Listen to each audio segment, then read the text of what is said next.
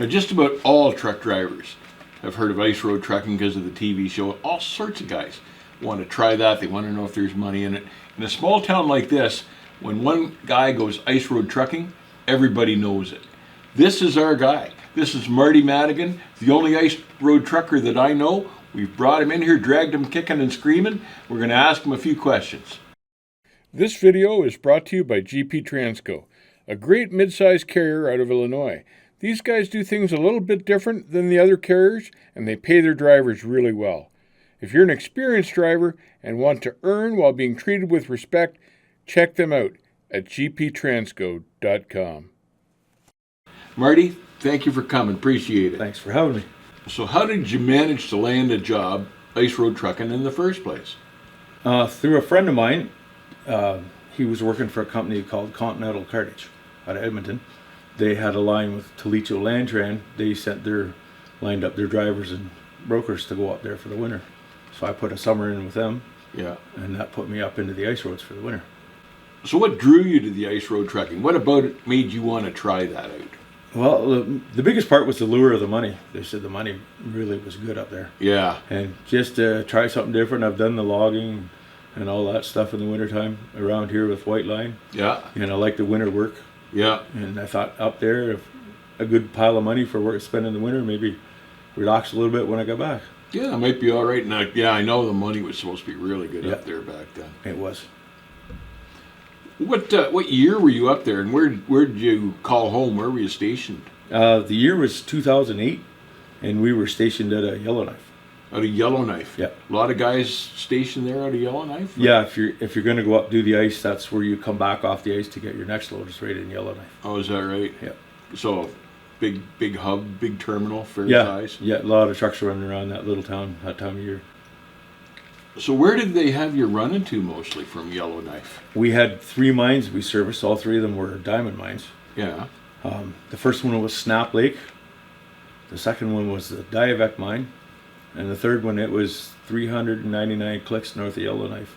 Ooh. Across 52 different lakes. That was the Acadie diamond mine. 52 different lakes? Yeah. And what were you hauling? Anything from food to new mining equipment to mining timber. My biggest load, I grossed 200,000 pounds on a set of B trains across those lakes of mining timber. Is that right? And is there a weight limit on the ice roads? The way they do it is they have these pickups. They drag X-ray machines behind them. Yeah. And as the ice gets thicker, they bring the weights up on the loads as the season goes on. And how long did the season last every year? That depends on how cold the year is, how fast it starts to warm up. Like I was up there in January and I got through February and a little bit of March. Yeah. And it was starting to warm up, and then I ran into some trouble when I came home. I guess you know right away, though, like when it's getting too warm on the ice, it just kind of turns to mush. Well, the cracks on the ice all winter long, you can look down the cracks and see how deep the ice is, but when the water starts to push up through them, they call them bleeders. And it's time to get off there. That's trouble. Time to go. So were you a company guy up there or an owner-operator? What did you do? I had my own truck up there. You had your own truck? Yep. And how did they work the pay? Like, you stayed up there and you knew the money was going in the bank and that was all good, or how did that work? Yeah, pretty much it would go into the bank. I think it was every 2 weeks.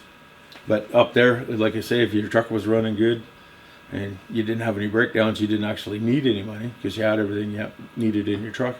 And they covered your food and all of that Well, stuff? the mines usually looked after your food. Oh, is that you right? would get to a mine and you'd either switch trailers or unload and reload. Yeah. And you'd go into their lunch facilities and they'd feed you whatever you needed there. Is that right? All the coffee you could carry. Yeah. Yeah. And so if you didn't have a breakdown, you didn't really need anything. And you didn't have any breakdowns? I had to replace my batteries and that was it. Boy, that's pretty good luck. Yeah, that was a good truck. Yeah, you can't complain about that. Good old Detroit. So you were an owner-operator running your own equipment. What kind of truck were you running in the drivetrain and all of that? I had a 99 Freightliner Classic with the big stand-up sleeper on it. I had a 60 series Detroit, and she was set out for 500 horse. Yeah. 18-speed transmission, and a set of 390 rears in the back of it. Huh. And it was basically just a highway tractor. It wasn't heavy spec or anything. Just I had a lot of luck with that truck. Is that right? Just a well-built, good truck? Yeah, it just seemed to work well no matter where I put it. And you mentioned something about the fuel. How did that work with the fuel up there? The year I was there, if you stayed there for the winter, fuel was free. And so, if I mean, some people tried it, didn't like it, left. Some Yeah. people, it scared them. Some people just didn't want to do it anymore. Right. But if you stayed there, you got your fuel for free for the winter. Man, that's a pretty damn good deal, I would think. Yeah, if you had good luck like I did with your truck, you made nothing but money. So you mentioned that some guys left because they got scared and didn't stay with it. Is it kind of a scary thing, especially first time, or?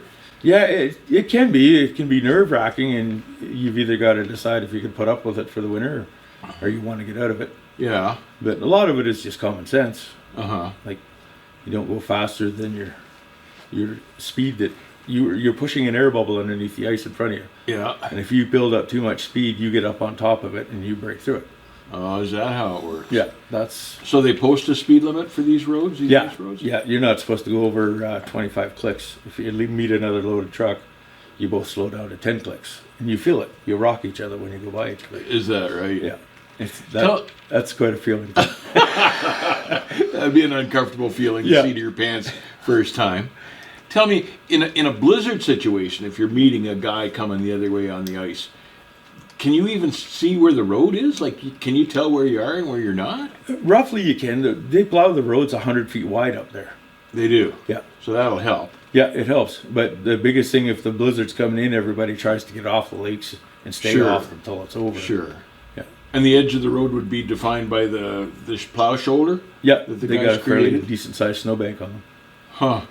I always wondered about that. I thought, man, it's hard enough to drive in a whiteout, let alone if you know Oh, there's a but guy. up there, the way the wind blows and the snow is so fine, it's like concrete, those banks.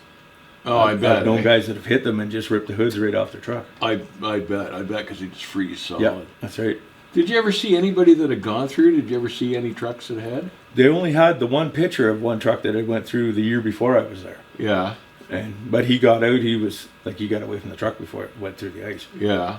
But it's kind of respectful in a way. They promise all the native bands up there, they will leave as small of a footprint as possible. Sure. So what they do when a truck goes through, they have to let the ice heal over it and then cut a square Right. so they can get up to it with a crane and pick it back out. And that way there's very little environmental impact left up there. Like if you have an oil leak up there, you chip it out of the ice and take it with you. Huh. And Yeah. that's what they promise That's- the people up there. That's interesting. Take a hell of a crane to hoist a truck out of a hole in the ice. It is, and they have to let that whole area basically, I don't know if it's the right word, heal, Yeah. so they can get a crane close enough to pick that truck back up out of that hole. So did you stay anywhere other than in your truck? Did you take weekends and go to Edmonton or anything like that? Or No, I just stayed in the truck all the time I was up there, and then once we get back to Yellowknife where we fuel, Yeah. we can do our laundry and shower and whatnot in there. But I just kept running, and all the mines would feed you when you got there, and it just kept going. and all the other facilities were at this terminal in Yellowknife. Yeah, that's right. So that'd And, be pretty handy then. How long? Like your longest run for miles or kilometers? How far was that up across the 52 lakes? That was 399 clicks. And how long would a trip like that take you? Usually take you a full day to get there, Uh huh. and then usually you'd have an hour or something before you came back. Right. But that's only, the Acadie mine was only, I think they said it was 111 clicks from the Arctic Circle. Oh, man, that's close. Yeah, it gets chilly out there. We had an 8-day stretch at minus 97 Fahrenheit. Is that right? Yeah. You can have a flat tire and you don't even realize it because it's frozen so hard unless it comes off the rim. You kick it and it feels like any other tire on the truck. Sure. Did after you were done unloading at the mine, did you come back empty most of the time? If they didn't have anything for us, we'd come back for the first part of the year. We had a lot of reloads coming back. Oh yeah. What So- kind of stuff would that be? Just Equipment that needed repair that they couldn't do there. oh yeah, Stuff like that. Stuff like that. Yeah. And so that was gravy. You already made your money going up, loaded, and then you're bringing the load back. So that was extra money on top. Yep, they paid you extra to bring a load back. A Snap Lake, you could do that in 24 hours. You'd take a load in, then they'd bring you some kind of mining equipment to bring back. Yeah. You could polish off almost $4,000 in 24 hours. And you just dump it at the terminal in Yellowknife. Yep, drop your trailer and grab another trailer and go. Well, I can see why you were making money. That's And, a good deal. Probably wasn't that the legal thing to do, but the equivalent of the MTO up there, they do their 7 to 5, I guess, or whatever, and they're not allowed on the ice. They're not allowed on the No. ice. So as long as you went on the ice and came back off the ice at nighttime, they didn't never know you saw were there. them. They never knew you were there. I was wondering how that worked, because they were obviously up there. Oh yeah, Somewhere. Yep. Yep. But it sounds like you rarely got checked, if ever. As long as you stayed off the mainland in daylight, you were good. Never had to worry Yeah. about them. Now, Marty, you had good luck with your truck not breaking down, but obviously there must have been guys that had mechanical trouble and stuff.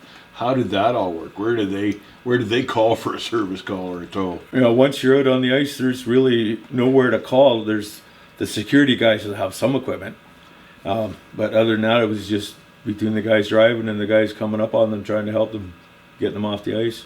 The biggest worry for anybody was to be on the ice, broke down, I bet. because your truck's constantly pushing.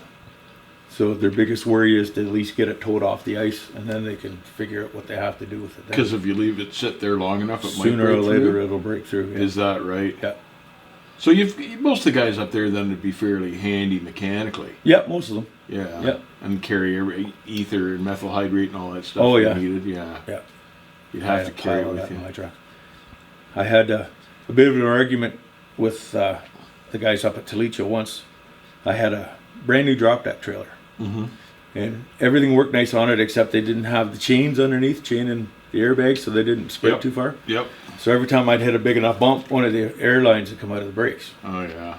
So you're under there trying to fix it. It's dropping on you because the air is draining. So I got tired of it, and I caged all the brakes, and I took all the air lines out of the slack adjusters and crimped them off, and I went up and back with no brakes. Yeah. And they thought that was really not something I shouldn't have done. But I didn't drag the brakes off. I didn't wreck any tires. Yeah. And you're only doing 25 clicks. Do you really need trailer brakes anyway? Yeah. Yeah. And Huh. it got the trailer back without wrecking it. That's the object of the game, isn't Yeah. it? Deliver the load, get the trailer home. Tell me how they maintained the ice roads up there, Marty.